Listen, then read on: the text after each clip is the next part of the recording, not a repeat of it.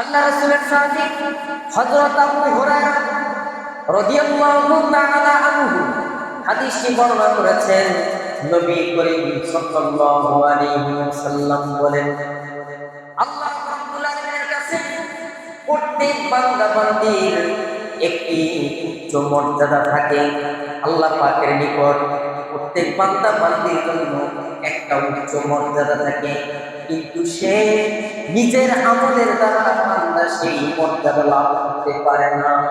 আমরা যে ইবাদত বন্দেগী করি এর নিজের আমল দ্বারা বান্দা সেই উচ্চ মর্যাদা লাভ করতে পারে না।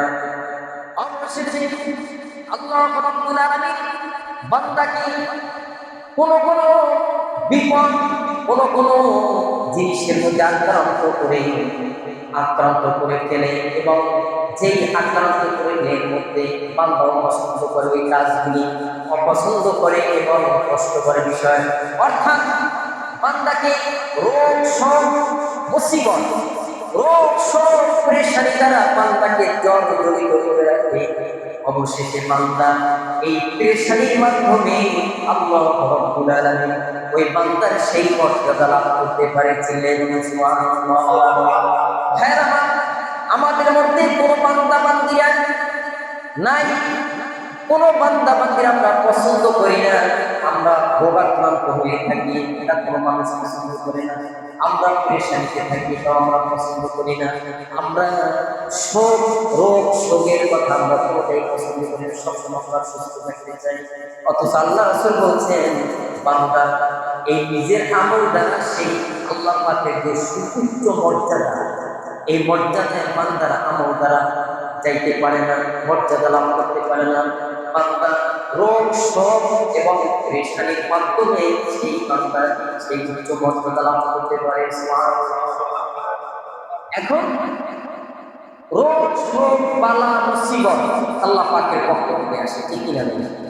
সুস্থ থাকে আল্লাহ পাকের বড় নিয়ামত, অসুস্থতা থাকে তাও আল্লাহ পাকের বড় নিয়ামত। দেখেন আল্লাহ রাসূল কত সুন্দর কথা বললেন। কোন বান্দা বান্দিরা আমরা পছন্দ করি না, আমরা রোগে আক্রান্ত থাকি, আমরা বিছানায় পড়ে থাকি, এটা আমরা কোনো মানুষই চাই না।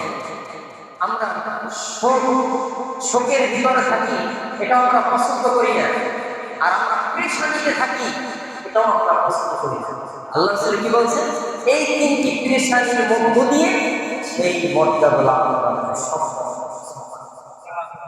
আমরা যেন সর্বহালতে বিপদ আমার জায়গা শুরু না কেন, আমরা যেন সবর করতে পারি, ধৈর্য ধারণ করতে চিলে গোড়া। সম্মানিত আল্লাহ রাসূলের সাহাবী হযরত আবু সাঈদ খুদরি রাদিয়াল্লাহু তাআলা আনহু হাদিস বর্ণনা করেছেন। নবী করিম সাল্লাল্লাহু আলাইহি ওয়াসাল্লাম বলেছেন, মানুষ যখন ক্লান্ত হয়, আল্লাহ রাসূল বলেন, মানুষ যখন ক্লান্ত হয় এবং রোগ শোক বালা মুসিবতের মধ্যে থাকে, অথবা পায়ে কাটায়